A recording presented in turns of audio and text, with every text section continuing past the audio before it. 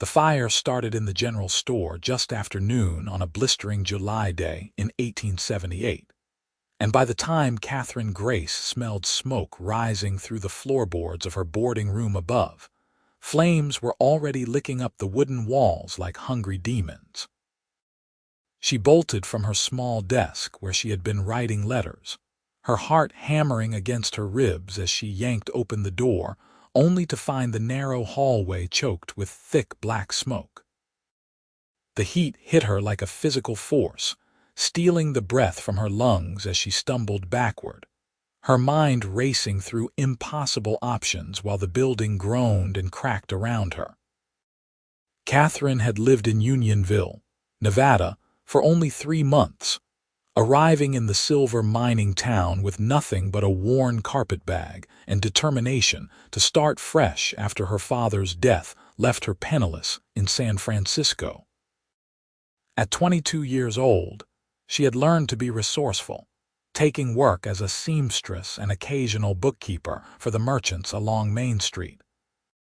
The room above the general store was cheap and convenient, but now those practical considerations meant nothing as flames roared up through the floor near the doorway, cutting off her escape route.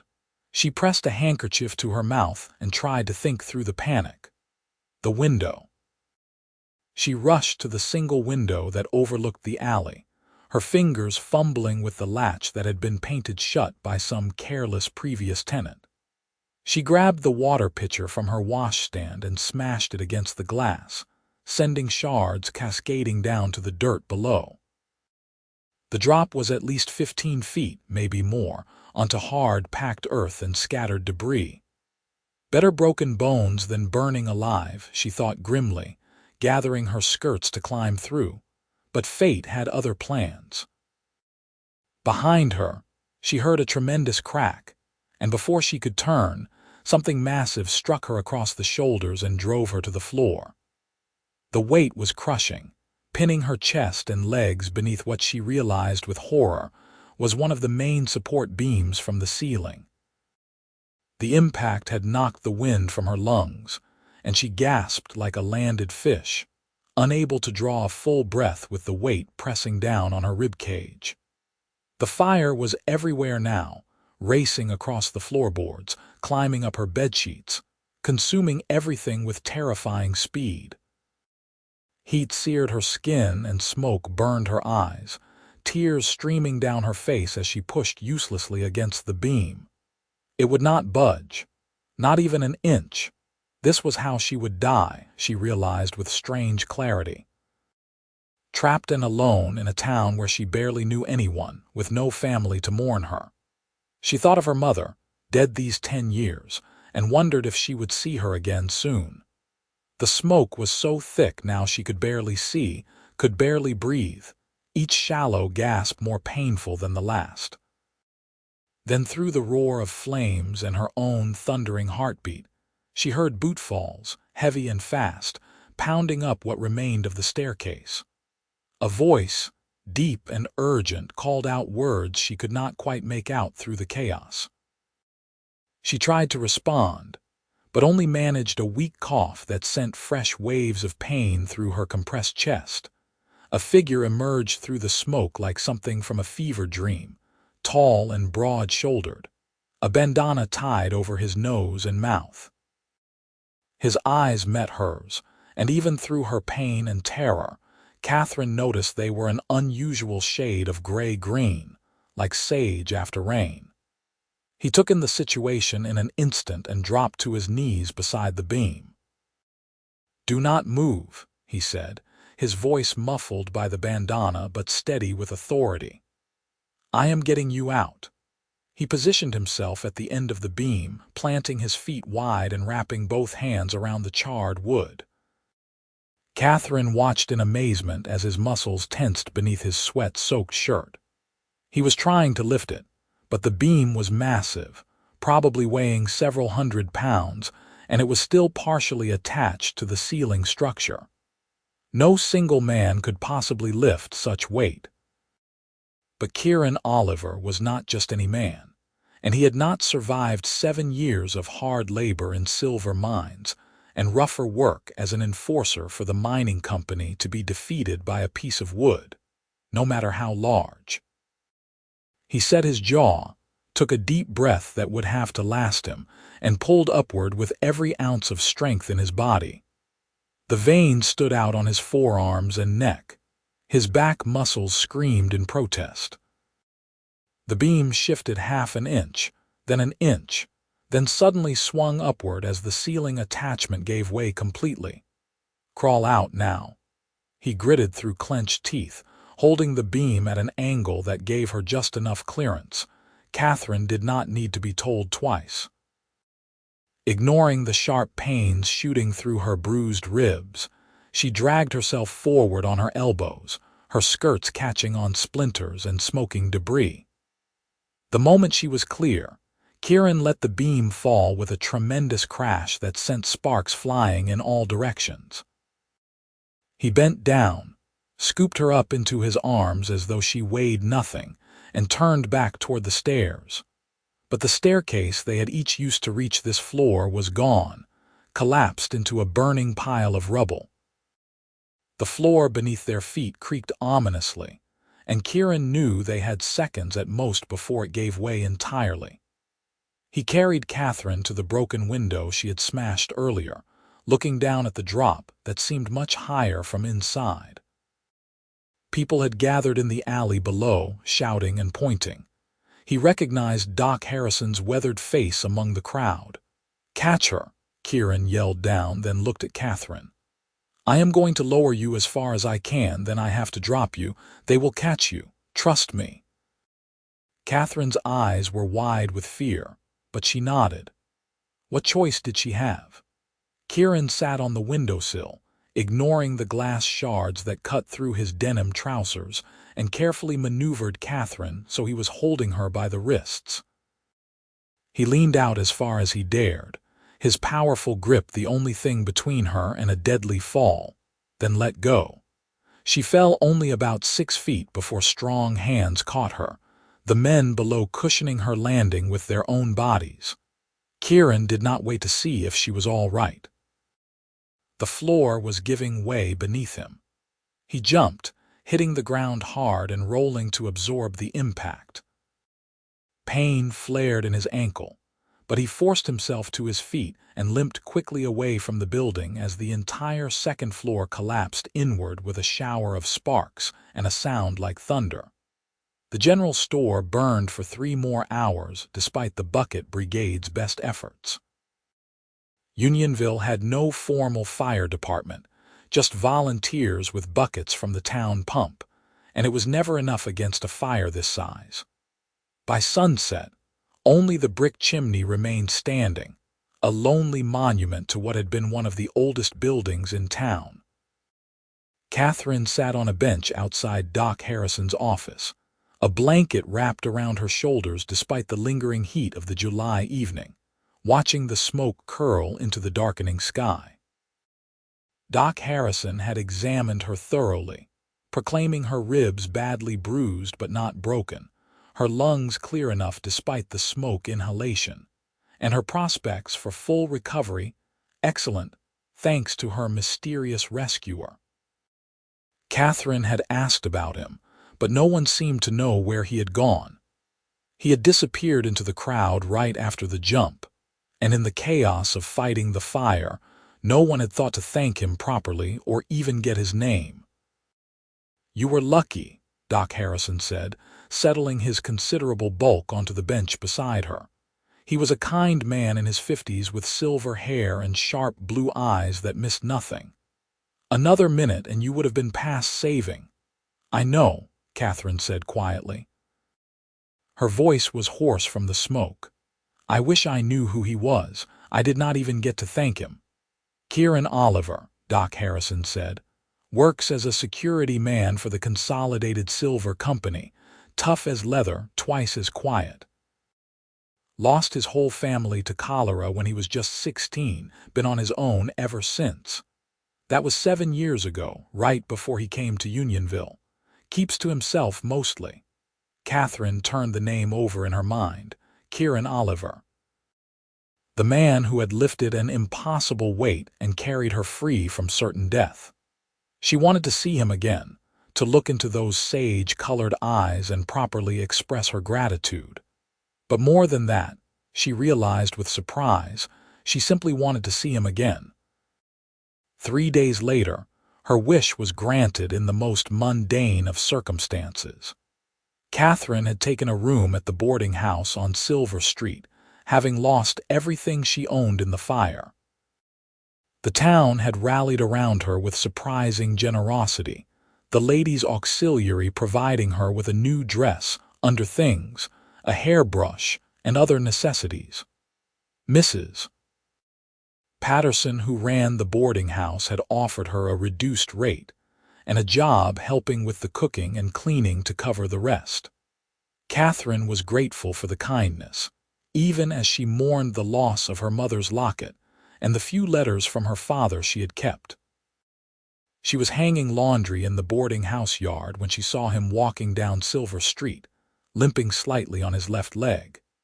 He wore the same dusty work clothes as half the men in town, brown trousers and a faded blue shirt, a wide-brimmed hat pulled low against the sun.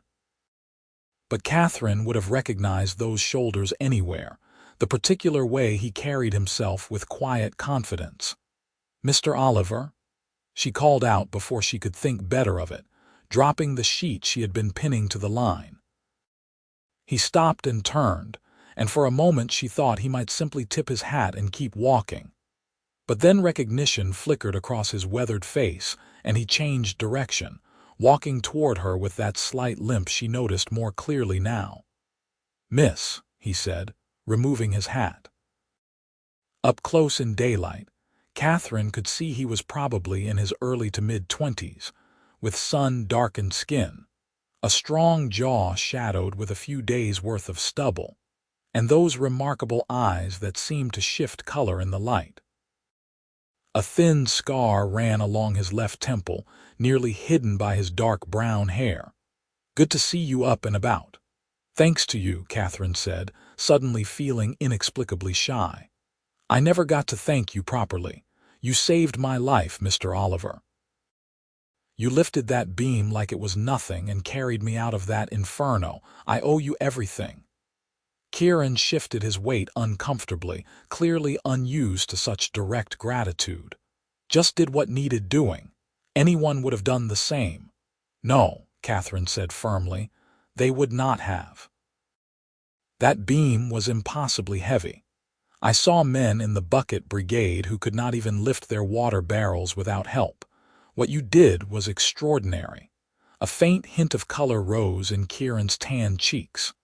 "I worked in the mines for 5 years before I took this job.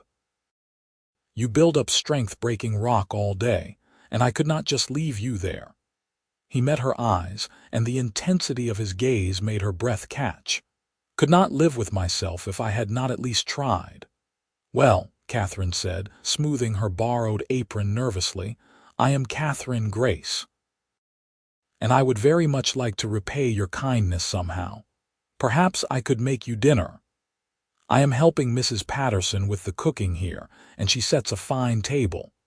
Kieran started to shake his head, to offer some polite refusal, but something in Katherine's earnest expression stopped him. When was the last time anyone had looked at him like that, like he mattered, like he was worth knowing? He spent his days breaking up fights between drunk miners, his evenings alone in a small cabin on the edge of town. The truth was, he was lonely, though he had gotten good at pretending otherwise. "That would be nice," he heard himself say. "Thank you." Katherine's face lit up with a smile that transformed her from merely pretty to genuinely beautiful. "Tomorrow evening, 6 o'clock, I will be here," Kieran promised, and found himself smiling back. He thought about that smile all through the next day, as he made his rounds at the mining company offices, breaking up a dispute between 2 foremen, checking the security on the silver shipment heading out to Carson City, dealing with a miner who had been caught stealing company equipment. It was hard, often thankless work, and more than once he had been called upon to use his fists or the threat of his considerable strength to maintain order. He was respected, even feared by some, but he was not liked. People saw him as a tool of the company, as muscle without much else to offer. But Katherine had looked at him like he was a hero, and something long dormant in his chest had stirred to life. He showed up at the boarding house at precisely 6 o'clock, having washed and shaved and put on his only good shirt, a white cotton one he usually reserved for the rare occasions he attended church. "Mrs. Patterson answered the door with a knowing smile and showed him to the dining room, where Katherine waited at a small table set for two near the window. She had dressed carefully as well, in the new blue calico dress the ladies' auxiliary had given her, and she had woven her honey-colored hair into an intricate braid. Kieran found himself staring and had to forcibly remind himself to close his mouth and say something appropriate. "You look lovely," he managed, and was rewarded with that radiant smile again. "Thank you. Please sit. I made chicken and dumplings, and Mrs. Patterson let me use her preserved vegetables." The food was delicious, but Kieran barely tasted it. He was too aware of Katherine sitting across from him, the way lamplight caught in her hazel eyes, the graceful movements of her hands as she served the meal. They talked haltingly at first, both unused to such social situations. Katherine told him about her life in San Francisco, her father's work as a clerk in a shipping office, his sudden death from pneumonia that left her with nothing. Kieran spoke carefully about his own past, the farm in Colorado where he grew up, the cholera epidemic that took his parents and younger sister in a matter of days, his years drifting from one mining town to another. "You like the work?" Katherine asked. "Being a security man for the company?" Kieran considered the question honestly. "It pays well and I am good at it. But do I like it? Not particularly. I keep order and protect the company's interests, but I am under no illusions about what that makes me. Some days, I am breaking up fights between men who have legitimate grievances about their pay or working conditions, and I am on the wrong side because that is who signs my pay." "But you do not have to stay in that work," Katherine said gently. "You could do something else." "Like what?" "Mining is what I know, and I will not go back underground. Those years nearly broke me. At least now I see the sun." "You lifted a beam that should have required 4 men to move," Katherine pointed out. "You carried me down a hall and jumped from a second-story window." "You are clearly intelligent and capable. You could do anything you set your mind to." Kieran looked at her with something like wonder. "You have a lot of faith in a man you barely know. I know you ran into a burning building when everyone else was running out. I know you risked your life for a stranger without hesitation. That tells me everything I need to know about your character." Something shifted in the air between them then, a recognition that this was more than simple gratitude, more than one person thanking another for a good deed. Kieran reached across the table slowly, giving Katherine time to pull away if she wished. She did not. His rough, calloused hand covered her smaller one, and the simple contact sent warmth racing up her arm. "I would like to see you again," he said quietly, "if you would like that too." "I would," Katherine breathed. "Very much." After that evening they began spending their free time together, and Unionville being a small town, everyone noticed and had opinions. Some folks thought it sweet, the hero and the woman he saved finding happiness together. Others whispered that Katherine was just grateful and Kieran was taking advantage, or that he was too rough for a refined city girl, or that she was too good for a company enforcer. Katherine and Kieran ignored the gossip as best they could and focused on getting to know each other. Kieran took her on walks through the surrounding hills, pointing out old mining claims and the ruins of earlier attempts at settlement. Katherine taught him about literature and poetry, reading aloud from borrowed books while they sat by the creek that ran behind the boarding house. He showed her how to shoot a pistol, patiently correcting her stance and praising her steady hand. She showed him how to dance properly, giggling as his mining strong frame proved surprisingly graceful with a little instruction. They talked for hours about everything and nothing. Kieran admitted his dream of owning land someday, a small ranch where he could raise horses and live independently of mining companies and their demands. Katherine confessed her love of writing, the stories and articles she had tried to sell to San Francisco newspapers before her father's death forced her into more practical pursuits. They shared their fears and hopes, their disappointments and small triumphs, building a foundation of trust and understanding that ran deeper than mere physical attraction. Though there was that too, increasingly impossible to ignore. The way Kieran's eyes darkened when Katherine laughed, the catch in her breath when his hand settled on her waist during dancing lessons, the electricity that sparked between them during each carefully proper goodnight. They were both adults, both keenly aware of the desire building between them, but they moved slowly, savoring the anticipation. 6 weeks after the fire, Kieran asked Katherine to attend the town's harvest dance with him as his official sweetheart, a public declaration of their courtship. Katherine accepted with joy, and on the night of the dance, she wore another borrowed dress, this one a deep green that brought out the gold in her eyes. Kieran showed up in an actual suit coat he had purchased specially for the occasion, his hair neatly trimmed, his boots polished. They danced every dance together, scandalously refusing to rotate partners as custom suggested. Kieran held her perhaps a bit closer than was strictly proper, and Katherine did not complain. They moved together like they had been doing this for years, perfectly in sync, lost in their own world while the fiddles played and the other couples whirled around them. It was during a slower song, with Katherine's head resting against Kieran's shoulder and his cheek pressed to her hair, that he finally said the words that had been building in his chest for weeks. "I love you, Katherine Grace. I know we have not been courting long, but I have never been more certain of anything in my life. You make me want to be better, to do more, to build something meaningful with my life. I love you and I want a future with you, if you will have me." Katherine pulled back just enough to look up into his face, her eyes shining with unshed tears. "I love you too, Kieran Oliver. From that first moment you came through the smoke like some avenging angel, I have not been able to stop thinking about you. You are the strongest, bravest, kindest man I have ever known, and I want nothing more than to build a future with you."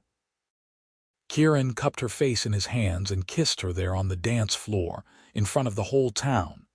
A kiss that was both tender and passionate, that spoke of promises and hope, and a love that would endure whatever challenges came their way.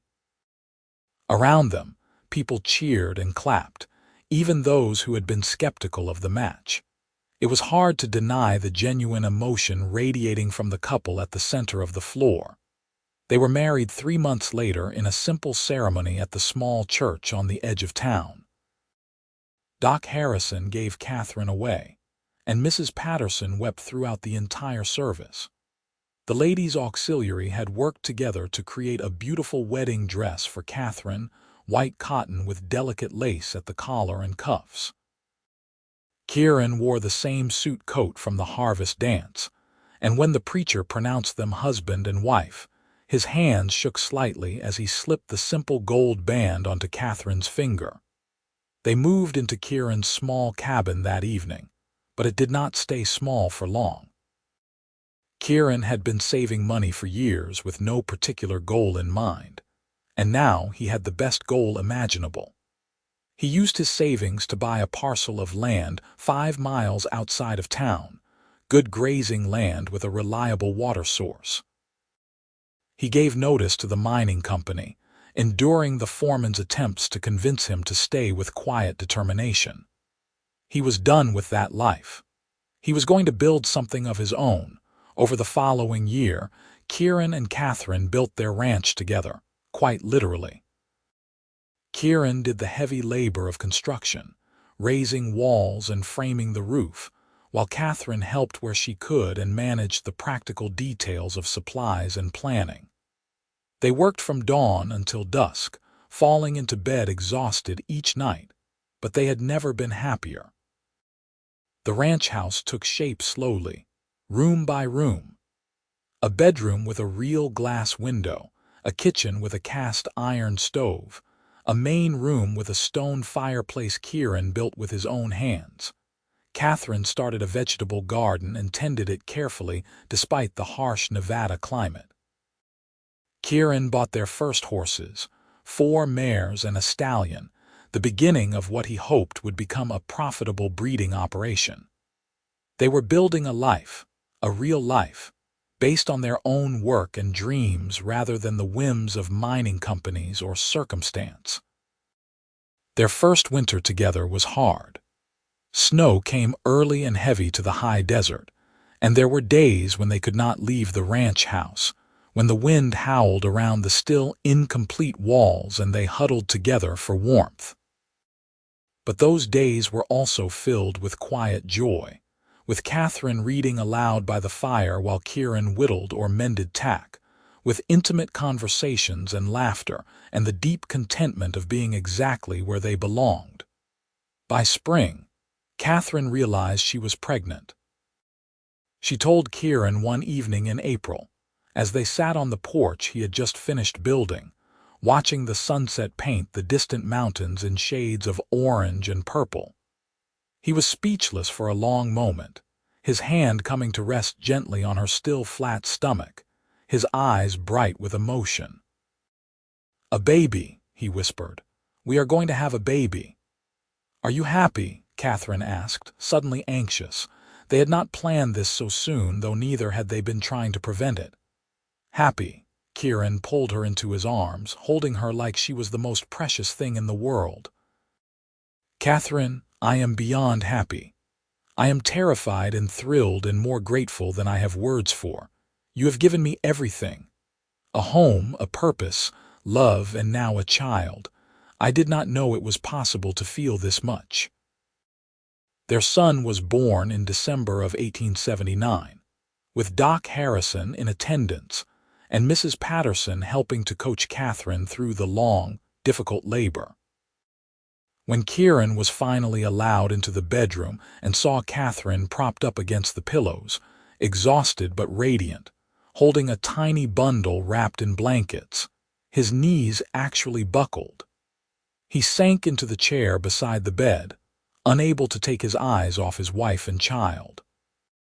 "Meet your son," Katherine said softly, carefully transferring the baby into Kieran's arms. "I was thinking we could name him after your father." "What was his name?" "James," Kieran said, his voice rough with emotion. "James Robert Oliver." He looked down at the tiny red face, the miniature fingers curled into fists, and felt something break open in his chest. "Hello, James. I am your father, and I promise I will do everything in my power to give you a good life, to keep you safe and loved. You and your mother are my whole world." James grew from infant to toddler, and the ranch prospered. Kieran's horses gained a reputation for being sturdy and well-trained, and he had more buyers than he could supply. Katherine managed the books and correspondence, her neat handwriting filling ledgers with records of sales and expenses. She also began writing again, stories and articles that she submitted to newspapers in Virginia City and Carson City. To her delight and Kieran's pride, several were accepted and published, bringing in additional income and giving Katherine a sense of accomplishment beyond her domestic duties. They were happy, genuinely happy, in a way that both of them had thought impossible during their earlier, harder years. They had built something real and lasting together, a partnership based on love and mutual respect and shared dreams. When Katherine became pregnant again in 1882, they welcomed the news with joy. Their daughter, Emma Katherine Oliver, was born in June of 1883, and James, now 3.5, was fascinated by his tiny sister. The ranch continued to grow. Kieran hired 2 ranch hands to help with the increasing workload, good men who respected him and treated Katherine with courtesy. They built an addition onto the house, more bedrooms and a proper dining room. Katherine's garden expanded to include fruit trees and berry bushes. They bought cattle to supplement the horse breeding, and Kieran proved as capable with cattle as he was with horses. Life was not without its challenges. There were droughts and harsh winters, horses that fell ill, a fire in the barn that nearly destroyed everything they had built but was caught just in time. There were sleepless nights with sick children, arguments about money and priorities, the normal friction of any marriage. But through it all, Kieran and Katherine faced each challenge together, their love for each other deepening with each shared experience. On the 5th anniversary of the fire that had brought them together, they stood on their front porch in the evening light, watching James and Emma play in the yard while the horses grazed in the nearby pasture. Kieran had his arm around Katherine's waist, and she leaned into his solid warmth with a contented sigh. "You ever think about that day?" Katherine asked. "About what would have happened if you had not been walking past the general store at that exact moment?" Kieran was quiet for a moment, considering. "I think about it more than I probably should. Sometimes I wake up in the middle of the night and remember what it was like to see you trapped there, to think I might not reach you in time. It still terrifies me." "But you did reach me," Katherine said, turning to face him, her hands resting on his chest. "You lifted that beam and carried me free, and you gave me a life I never dreamed possible. You gave me love and a home and a family. You gave me everything." "We gave each other everything," Kieran corrected gently. "Before I met you, I was just going through the motions, existing but not really living.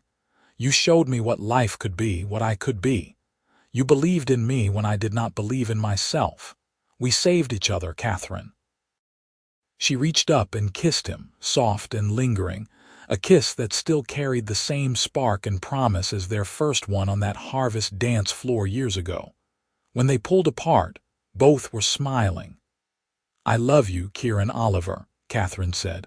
"Today, tomorrow, and every day after."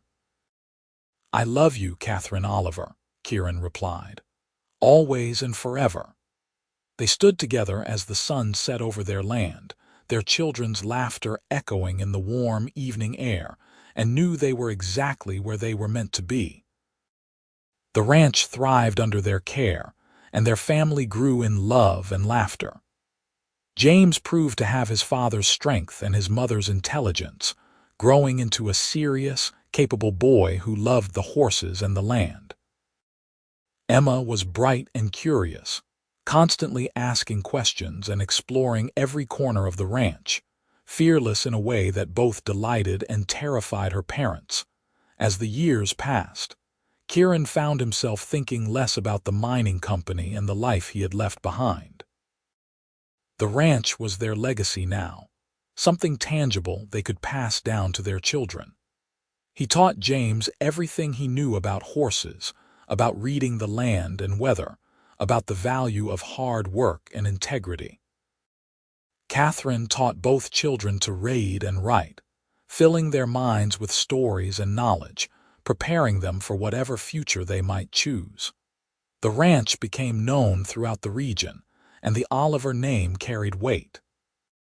People traveled from as far as California to buy Kieran's horses, and Katherine's articles appeared regularly in several newspapers, her byline gaining recognition. They were respected members of the community, invited to town functions and asked for their opinions on local matters. But despite their success and standing, they never forgot where they came from. Kieran remembered the desperation of having nothing, of feeling like he had no place in the world. Katherine remembered the terror of being alone and vulnerable, of facing an uncertain future with no resources. They were generous with those who were struggling, offering work to drifters who needed a fresh start, providing supplies to families hit by hard times, contributing to the church fund for widows and orphans. Doc Harrison, who had become a close friend over the years, remarked more than once that he had never seen two people more suited to each other than Kieran and Katherine. They moved in sync, anticipating each other's needs, supporting each other's dreams, facing life's challenges as a unified team. Their love was evident in every glance, every casual touch, every shared smile across the dinner table. In 1886, Katherine became pregnant for a third time, and this pregnancy proved more difficult than the previous two. She was often tired and ill, and Doc Harrison prescribed as much rest as possible. Kieran took over many of her usual tasks, managing the household accounts and correspondence while trying to keep the ranch running smoothly. He was terrified of losing her, memories of that burning building still vivid in his mind despite the years. He could not lose her, not now, not ever. Their second son was born in February of 1887, after a labor that lasted nearly 20 hours and left Katherine weak and pale. But when Kieran held the baby for the first time, saw Katherine's exhausted but triumphant smile, his heart swelled with love and relief. They named him Thomas, after Katherine's father, and he proved to be a calm, easy baby who slept well and rarely fussed. With 3 children, the house that had seemed so spacious now felt cramped. They built another addition, expanding the structure significantly. The ranch now employed 4 full-time hands and several part-time workers, and the herds had grown to nearly 50 horses and 200 head of cattle. They were prosperous by any measure, but they never let the success go to their heads. They worked hard, treated their employees fairly, and lived modestly despite being able to afford luxuries. James turned 10 in 1889, and Kieran began teaching him the more advanced aspects of ranch work, trusting him with genuine responsibilities. Emma, at 6, begged to be included in everything her older brother did, trailing after him with determination. Thomas toddled around the house and yard, into everything, keeping Katherine constantly busy. The house was full of noise and life and love, everything Kieran and Katherine had ever wanted. They celebrated their 10th wedding anniversary with a dinner at home, the children sent to stay overnight with Mrs. Patterson in town. Alone together in the house they had built, they ate a leisurely meal by candlelight, talking and laughing and remembering their journey together. After dinner they sat before the fireplace, Katherine nestled against Kieran's chest while he ran his fingers through her hair. 10 years, Katherine mused. Sometimes it feels like yesterday that you carried me out of that fire, and sometimes it feels like we have been together forever. Both are true, I think, Kieran said. Time is strange like that. But I know this, every single day with you has been a gift. Even the hard days, the arguments and struggles, they have all been worth it because we faced them together. Do you remember what you said to me that first night at the boarding house? Katherine asked. About how you could do anything you set your mind to. You said that, not me, Kieran corrected with a smile. And I was right, was I not? Look at what you have built, what we have built together. You are not just a security man breaking up fights anymore. You are a rancher, a businessman, a father, a husband. You are everything I knew you could be. Kieran kissed the top of her head, emotion thick in his throat. I could not have done any of it without you. You are my partner in everything, Katherine. My equal, my best friend, the love of my life. I was half a person before I met you, just going through the motions. You made me whole. They made love that night with the tenderness and passion of long familiarity, knowing each other's bodies and hearts so completely that words were unnecessary. Afterward, lying tangled together in their bed, Katherine traced the scar on Kieran's temple, the one she had noticed that first day in the boarding house yard. "Where did you get this?" she asked, though she had asked before and knew the answer. "Mine accident my second year underground. Cave-in nearly killed 3 of us. I got off lucky with just a scar." He caught her hand and kissed her palm. "Why do you ask when you already know?" "Because I like hearing your voice. Because every scar and callus and rough edge is part of the man I love. Because I never get tired of learning about you, even the stories I have heard before." "Then ask me anything," Kieran said, pulling her closer. "I am yours completely, all my history and all my future. Everything I am is yours." "And everything I am is yours," Katherine whispered back. "Always." The years continued to roll forward, bringing changes and growth.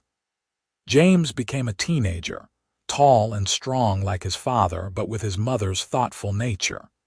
He showed a real talent for training horses, able to gentle even the most stubborn animals with patience and consistency.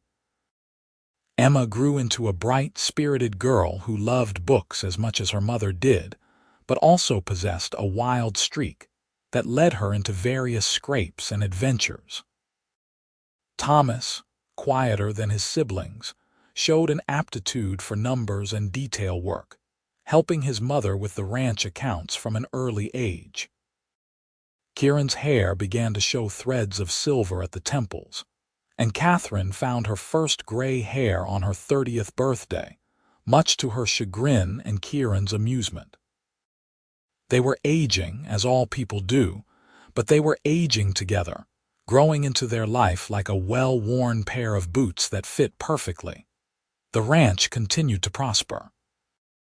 They weathered economic downturns and natural disasters, always managing to come through intact due to careful planning and sheer determination. Kieran's reputation as a fair man and skilled horseman spread far beyond Nevada, and buyers came from as far as Texas and Oregon to purchase his stock. Katherine's writing evolved from articles to short stories, and she began work on a novel based loosely on her own experiences coming west. In 1893, tragedy struck Unionville when a fire swept through the business district, eerily similar to the one that had destroyed the general store 15 years earlier. Kieran rode into town with his ranch hands to help fight the blaze, while Katherine organized the ranch wives to prepare food and supplies for those who had lost their homes. As Kieran worked to beat back the flames, he thought about that day he had pulled Katherine from the burning building, how close he had come to losing her before he ever really had her. It reinforced his determination to save as much of the town as possible. The fire was eventually brought under control, but not before a dozen buildings were destroyed. Several families were left homeless, and Kieran and Katherine immediately offered their barn as temporary shelter. They also provided food and supplies from their stores, asking nothing in return.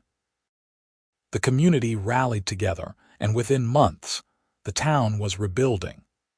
The Olivers' generosity during the crisis further cemented their standing as pillars of the community. As the century drew toward its close, the children grew into young adults. James, at 19, was essentially running the day-to-day operations of the ranch under his father's guidance. He had inherited Kieran's strength and Katherine's intelligence, combining both into a capable, confident young man. Emma, at 15, was preparing to attend a finishing school in San Francisco, much to her mixed feelings. She wanted the education and opportunities the city offered, but hated the idea of leaving the ranch and her family. Thomas, at 12, showed signs of being the scholar of the family, constantly reading and asking questions that even Katherine sometimes struggled to answer. Kieran and Katherine, now in their early 40s, looked at their nearly grown children with pride and a touch of melancholy. Their babies were becoming adults, preparing to make their own way in the world, but they still had each other, their love undiminished by time and trial. If anything, it had grown stronger, deeper, more essential. On a warm evening in May of 1899, they sat together on the porch swing Kieran had built years ago, watching the sunset paint the sky in brilliant shades of orange and pink. The ranch stretched out before them, everything they had built together, everything they had accomplished. The house they had constructed with their own hands, the herds they had raised, the children they had nurtured. It was a life beyond anything either of them had imagined possible during their darker days. "You have any regrets?" Katherine asked suddenly, the question catching Kieran by surprise. He thought about it seriously, giving her question the consideration it deserved. "About specific choices? Sure, a few. I wish I had left the mining company sooner, had more faith in our ability to make the ranch work. I wish I had been more patient with James when he was learning, less hard on him. Small things like that." He paused, then continued with absolute certainty. "But about my life as a whole, about us, not a single regret. You are the best thing that ever happened to me, Katherine. You and our children and this life we built together. I would not change any of it." "Even the hard parts," Katherine pressed. "The arguments, the struggles, the times we were so broke we did not know if we could make the mortgage payment. Especially those parts," Kieran said firmly. "Those are what tested us, what proved we could weather anything together. Easy times do not build character or relationships. It is the hard times that show what you are really made of, and we have proven over and over that we are made of pretty strong stuff." Katherine leaned her head against his shoulder, a gesture so familiar and comfortable it was like breathing. "I love you, Kieran Oliver. I have loved you since the moment you came through that smoke and lifted that impossible beam. I will love you until my last breath and beyond. I love you too, Katherine Oliver. You gave me a reason to be strong, a purpose for all that strength. Before you, I was just surviving. With you, I have truly lived." They sat together as darkness fell, the stars emerging one by one in the vast Nevada sky, and felt the deep contentment of a life well lived and a love that had endured. Their story had begun with fire and rescue, with a moment of impossible strength and desperate courage. It had grown into something far more profound, a partnership built on mutual respect and deep affection, on shared dreams and combined effort. They had built not just a ranch but a legacy, not just a marriage but a true joining of souls. James eventually took over the ranch completely when Kieran decided, at 55, that he had earned the right to slow down a bit. He still worked, still rode out to check the herds and supervise the training, but the day-to-day responsibility fell to his son. Emma had returned from San Francisco with a degree in education and opened a school in Unionville, teaching the next generation of children. Thomas went east to study law, the first member of either family to attend university, and Kieran and Katherine could not have been prouder. They became grandparents multiple times over as James married and started his own family on the ranch. The house that had once echoed with their own children's laughter now rang with the sounds of grandchildren, and Kieran discovered that being a grandfather was perhaps even more wonderful than being a father. He could spoil and play without the weight of primary responsibility, could share his knowledge and stories without the pressure of molding character. Katherine too reveled in her role as grandmother, teaching the little ones to read, telling them stories, baking cookies with patient hands. Her novel was finally published in 1905, a modest success that brought her satisfaction if not fame. She had never written for glory anyway, only for the love of storytelling and the need to share her experiences. The book was dedicated to Kieran, who showed me that heroes are real and that love can build miracles. As they entered their 60s, their pace slowed, but their love did not. They still sat on the porch swing most evenings, holding hands and watching the sunset. They still shared the same bed, the same dreams, the same deep connection that had sustained them through 3 decades of marriage. Kieran's strength, though diminished from his younger years, was still considerable. Katherine's beauty had matured into something even more striking, a combination of character and grace that turned heads even at her age. They celebrated their 40th anniversary in 1919, surrounded by their children, grandchildren, and half the town of Unionville. Doc Harrison, now in his 90s and nearly blind, gave a rambling toast about how he had known from the beginning they would make it. Mrs. Patterson, retired and living with her daughter in Virginia City, had traveled to be there, crying happy tears as she hugged them both. It was a joyful celebration of a life shared, of a love that had not just endured but flourished. In the quiet moments after the party, when everyone had gone home and the house was silent, Kieran and Katherine lay in bed together, her head on his chest, his arms around her just as they had been 1,000 times before. 40 years, Kieran murmured into the darkness. How did that happen? I still feel like that young man who pulled you from the fire, still see that young woman with the hazel eyes who looked at me like I was something special. You are something special, Katherine corrected. You are something special. You are the love of my life, Kieran. My hero, my partner, my best friend. These 40 years have been the greatest gift. We still have more years ahead, Kieran said, though they both knew time was no longer unlimited. They were in their mid-60s, old by the standards of their era. But he was not ready to think about endings, not yet. We have grandchildren to watch grow up, maybe even great-grandchildren someday. We have more sunsets to watch, more evenings on that porch swing. And I will treasure every single one, Katherine promised. Every moment with you is precious.